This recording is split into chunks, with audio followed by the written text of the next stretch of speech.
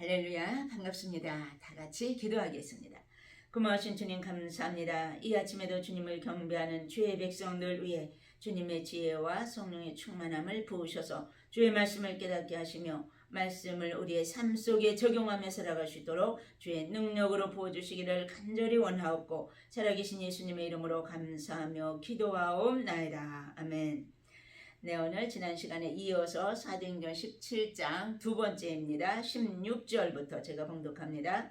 바울이 아덴에서 그들을 기다리다가 그 성에 우상이 가득한 것을 보고 마음에 격분하여 회당에서는 유대인과 경건한 사람들과 또 장터에서는 날마다 만나는 사람들과 변론하니 어떤 에피쿠로스와 스토아 철학자들도 바울과 쟁론할세 어떤 사람은 이르되 이 말장이가 무슨 말을 하고자 하느냐 하고 어떤 사람은 이르되 이방신들을 전하는 사람인가 보다 하니 이는 바울이 예수의 부활을 전하기 때문이러라. 아멘. 네, 우리 또 이제 사도행전 노래 계속 암송 위에서 해보시기 바랍니다. 한 장씩. 예수님 승천해 성령님 오셨네 안진뱅이 찬미해 베드로 설교 아나니아와 삽비라 일곱 집사 세우고 스데반 설교해 빌립과 네시 사울이 회개해 베드로와 고넬료 바나바를 안디옥에 야고보 베드로 바울과 바나바 이고니온 루스드라 예루살렘 총회요 바울과 실라 데살로니가 덴네 우상촌 전도회 고린도 에베소 안디오게 에베소에 두란노 마게도냐 아가야 예루살렘 올라가 회심간증 바울이 위기를 모면하고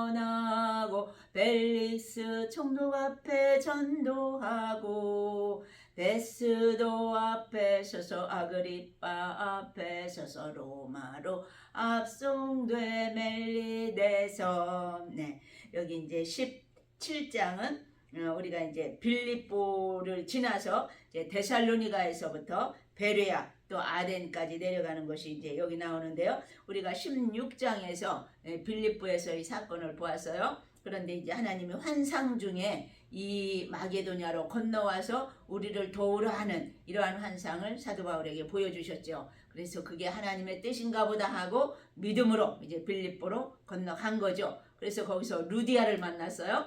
이제 루디아의 가정에서 이 사도 바울 일행을 모시고 거기서 이제 잘 섬기는 것을 우리가 보았는데요. 또 그것뿐만이 아니라 귀신 들린 여종을 만나가지고 사도 바울이 귀신을 쫓아내주니까 그 주인이 그로 인해서 이제 점을 쳐야 되는데 돈줄이 끊어진 거예요. 그러니까 그만 사도 바울과 실라를 감옥에 이제 집어넣는 이러한 일이 이제 있었죠. 그러나 그 일을 통해서 어떻게 됐어요? 감옥 속에서 열심히 기도하고 찬양했을 때에 웅문이 열리고 쇠사슬이 다 풀어지고 지진이 일어났다고 그랬죠. 그때 이제 놀라서 이 간수가 깨어보니까 웅문이 다 열려있는 거예요. 나는 죽었구나 하고 자결하려고 했죠. 그때 사도 바울이 딱 시켜가지고 우리가 다 여기 있다고 도망가지 않았다고. 그러니까 간수가 그때 이제 사도 바울 앞에 넙적 엎드려지면서 선생들이여 내가 어떻게 하여야 구원을 얻으리까. 그러니까 주 예수를 믿으라. 그리하면 너와 내 집이 구원을 얻으리라. 이 유명한 말씀을 이제 그때 사도 바울이 하신 말씀이죠. 그래서 이제 간수와 온 가족이 다 구원을 받고 세례를 받고 이러한 역사가 있어서요. 그리고서는 이제 그 빌립보에서 그 다음에는 데살로니가로 갔죠. 데살로니가에서는 또 무슨 일이 있어서요. 거기서도 복음을 열심히 증거했는데 그만 불량배들이 나와가지고 이들을 이제 못살게 구는 거예요. 계속 방해하고. 그래서 이제 거기를 떠날 수밖에 없었죠. 이번에는 베레아로 갔는데 그 데살로니가에 있던 그 불량배들이 거기까지도 베레아까지도 쫓아온 거예요. 그래서 또 이제 방해 공작을 하는 거죠. 그러니까 이제 할 수 없이 이 사도 바울만 거기에서 인도자들과 함께 아덴 저 아래쪽으로 이제 아덴으로 내려가는 것을 우리가 보았어요. 그러니까 이제 아덴에 내려와 가지고 이 사도 바울은 그 인도자들의 도움으로 거기 잘 무사히 와 가지고 빨리 이 신라와 디모데를 여기 아덴까지 보내달라고 부탁을 하고 이제 이 아덴에서 이제 돌아보는 일이 여기 나오는데요. 오늘 16절 보십시다. 바울이 아덴에서 그들을 기다리다가 지금 디모데와 신라를 기다리는 거예요. 그 성에 우상이 가득한 것을 보고 마음에 격분하여 지금 아덴 하면 아테네 시거든요. 그러니까 그 성을 돌아보니까 우상이 너무너무 많은 거예요. 그러니까 마음에 격분했다 그랬어요. 회당에서는 유대인과 경건한 사람들과 또 장터에서는 날마다 만나는 사람들과 변론하니 사도 바울이 얼마나 지식이 충만했어요. 그러니까 아주 이 가말리엘 문화에서 훌륭한 학문을 닦은 사람이기 때문에 그 많은 사람들과 끊임없이 변론을 했다는 거예요. 그러면서 어떤 에피쿠로스와 스토아 철학자들도 바울과 쟁론할세 어떤 사람은 이르되 이 말쟁이가 무슨 말을 하고자 하느냐 하고 말을 너무 잘하는 거예요. 이 사도 바울이 그러니까 말쟁이라는 이러한 말까지 했고요. 어떤 사람은 이르되 이방신들을 전하는 사람인가 보다니 이는 바울이 예수와 부활을 전하기 때문이로라. 그때까지는 이들은 한 번도 예수 그리스도에 대해서 들어본 적이 없거든요. 그러니까 이방신들을 전하는 사람 중에 하나인가 보다 이렇게 생각을 했다는 거예요. 이 복음을 증거했기 때문에. 그래서 19절 그를 붙들어 아레오바고로 가며 말하기를 네가 말하는 이 새로운 가르침이 무엇인지 우리가 알 수 있겠느냐 그래서 그러니까 아레오바고로 갔다 그랬어요. 아레오바고 하면은 이거 법정이거든요. 그러니까 재판권을 행사하던 권력 기관이에요. 이제 거기로 가면서 지금 이 새로운 가르침이 무언가 호기심이 있었다는 거예요. 우리가 알 수 있겠느냐, 가르쳐 줄 수 있겠느냐 물었다는 거죠. 20절 네가 어떤 이상한 것을 우리 귀에 들려주니 그 무슨 뜻인지 알고자 하노라 하니 너무도 이제 궁금하다 이거죠. 21절 모든 아덴 사람과 거기서 나그네 된 외국인들이 가장 새로운 것을 말하고 듣는 것 이외에는 달리 시간을 쓰지 않음이러라. 여기 아덴이 나오는데요. 이 아덴은 아테네 철학의 도시라고 그러죠. 아테네는 그리스의 다른 모든 지방의 우상을 다 합친 것보다도 이 아덴 성의 우상이 더 많았다는 거예요. 그러니까 이 고트족의 침략으로 완전히 이제 폐허가 됐는데 사도 바울은 사람들의 영혼이 사탄에 매여 있는 것을 보면서 그 아테네 시에서 너무너무 이제 격분이 일어났다 지금 그 말씀이죠. 그래서 여기 21절 모든 아덴 사람과 거기서 나그네 된 외국인들이 가장 새로운 것을 말하고 듣는 것 이외에는 달리 시간을 쓰지 않음이로라. 아주 특이하죠. 이 아테네 사람들이. 그러니까 가장 새로운 것을 말하고 듣는 것 이외에는 신경을 안 쓴다는 거예요. 그러니까 사도 바울이 새로운 복음을 증거하니까 지금 귀가 쫑긋해진 거예요. 그래서 대화하기를 좋아하는 자들이었기 때문에 또 변화에 민감한 자들, 새로운 것만 추구하는 이러한 사람이 아테네 사람들이라는 거죠. 그래서 달리는 시간을 쓰지 않았다 그래서요. 22절 바울이 아레오바고 가운데 서서 말하되 아덴 사람들아 너희를 보니 범사에 종교심이 많도다. 내가 두루다니며 너희가 위하는 것을 보다가 알지 못하는 신에게 라고 새긴 단도 보았으니 얼마나 우상이 많은지 수많은 우상들이 있는데 그 중에 알지 못하는 신이라는 것도 있다는 거예요. 사도 바울이 딱 보고 이제 그것에 대해서 이제 설명을 하는 거예요. 그런즉 너희가 알지 못하고 위하는 그것을 내가 너희에게 알게 하리라. 너희는 알지 못하는 신이라고 지금 가지고 있는데 그를 섬기고 있는데 그 알지 못하는 신에 대해서 내가 가르쳐 줄게. 그러면서 막 신 지식을 막 가르쳐 준다는 거예요. 그러니까 그들이 이제 귀가 쫑긋해진 거죠. 이 말로 시작해서 이제 복음을 이끌어내기 위해서 창조에 대해서 24절에 또 구속에 대해서 25절부터 30절까지 또 부활에 대해서 31절에 이처럼 신관에 대해서 그들에게 막 설명을 해주는 거예요. 24절 봅시다. 우주와 그 가운데 있는 만물을 지으신 하나님께서는 천지의 주제시니 손으로 지은 전에 계시지 아니하시고 또 무엇이 부족한 것처럼 사람의 손으로 섬김을 받으시는 것이 아니니 이는 만민에게 생명과 호흡과 만물을 친히 주시는 이심이라.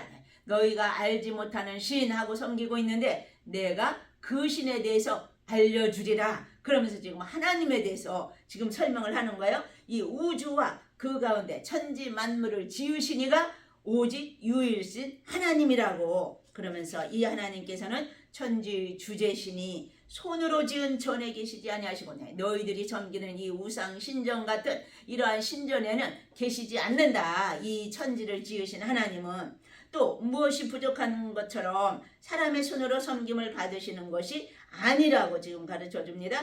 만민에게 생명과 호흡과 만물을 친히 주시는 분이 바로 이 하나님이라고. 그리고 인류의 모든 족속을 한 혈통으로 만드사 온 땅에 살게 하시고 그들의 연대를 정하시며 거주의 경계를 한정하셨으니 이는 사람으로 혹 하나님을 더듬어 찾아 발견하게 하려 함이로되 그는 우리 각 사람에게서 멀리 계시지 아니하도다. 인류를 한 혈통으로 만드셨다. 그래서 아담의 후손으로 온 인류가 태어났다는 거죠. 또 연대를 정하시며 그래서요. 날과 시와 연대를 하나님께서 이 사시사철 계절을 다 정하셨노라고. 또 거주의 경계를 한정하셨도다. 그래서 민족의 경계를 하나님께서 정해 주셨노라고.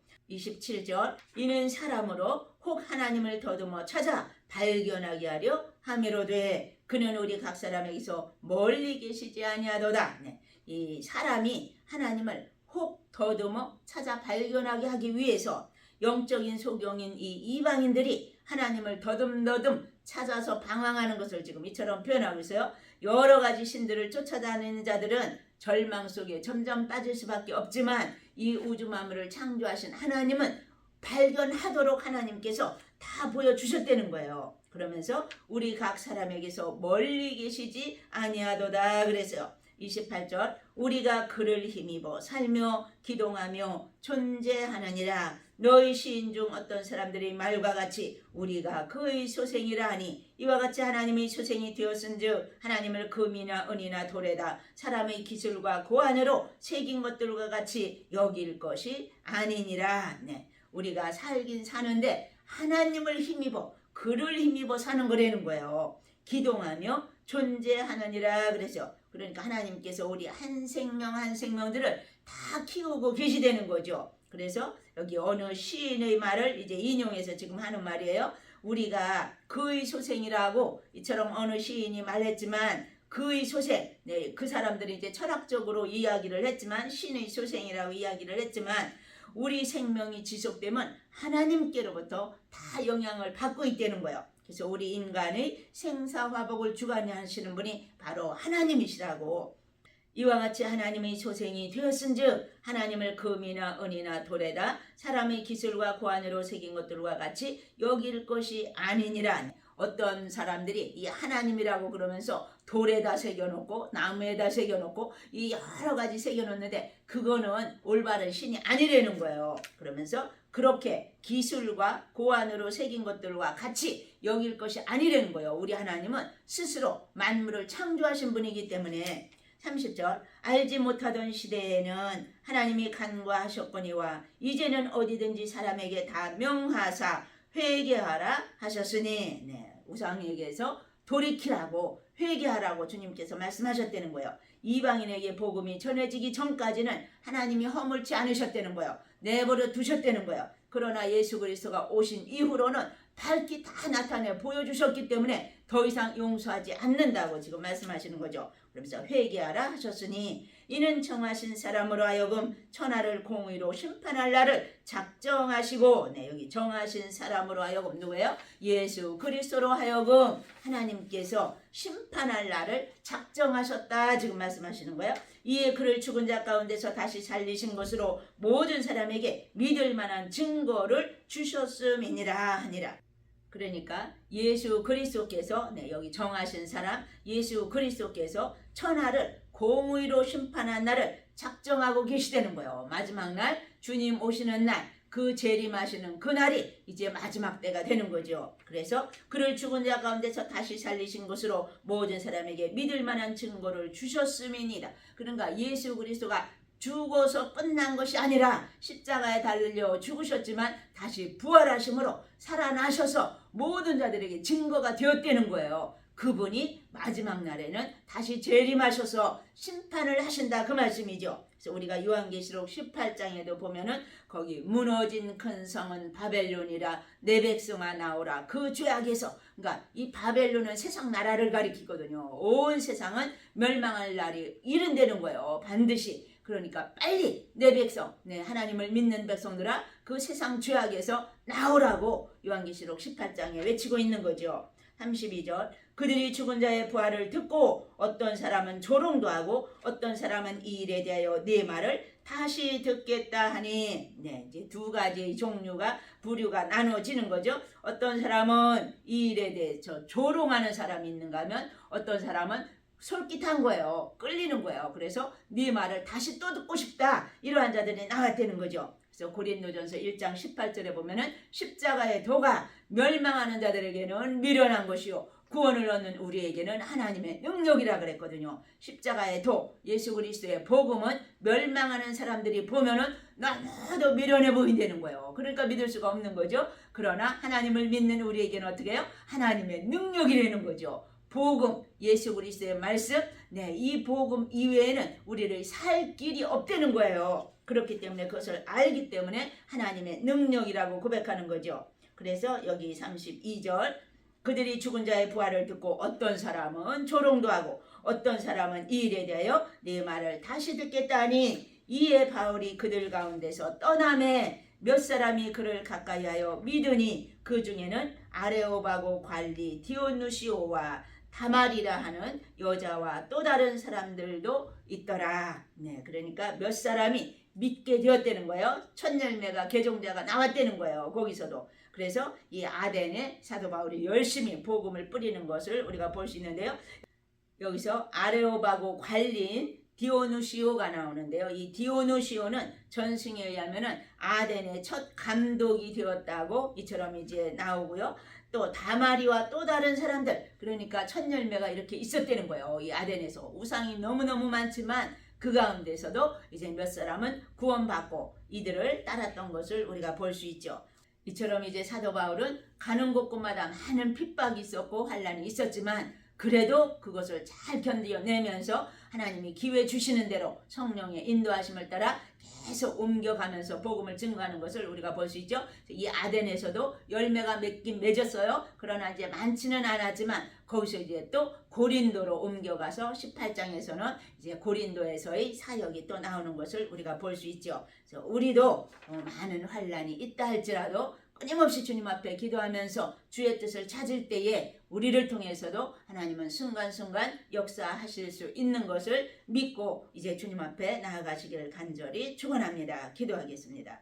할렐루야. 살아계신 주님 감사합니다. 사도 바울이 1차 선교여행 또한 2차 선교여행을 저희들이 바라보면서 수많은 고난과 환란이 있었지만 낙심하지 아니하고 오직 죽기까지 복음을 위해 달려갔던 이 사도 바울을 저희들이 바라보면서 우리 자신에게도 더욱더 주님 용기와 성령의 충만함을 부어주셔서 우리에게도 땅끝까지 주님의 복음을 증거할 수 있도록 주님 역사하시며 우리의 가정에서 우리의 이웃에서 또한 하나님의 복음을 위해 살아갈 수 있는 저희들이 될 수 있도록 주여 도우시고 함께하여 주시옵소서. 예수님의 이름으로 감사하며 기도하옵나이다. 아멘. 하늘에 계신 우리 아버지여, 이름이 거룩히 여김을 받으시오며 나라의 임하옵시며 뜻이 하늘에서 이룬 것 같이 땅에서도 이루어지이다. 오늘날 우리에게 일용할 양식을 주옵시고 우리가 우리에게 죄 지은 자를 사하여 준 것 같이 우리 죄를 사하여 주옵시고 우리를 시험에 들게 하지 마옵시고 다만 악에서 구하옵소서. 나라와 권세와 영광이 아버지께 영원히 쌓옵나이다. 아멘.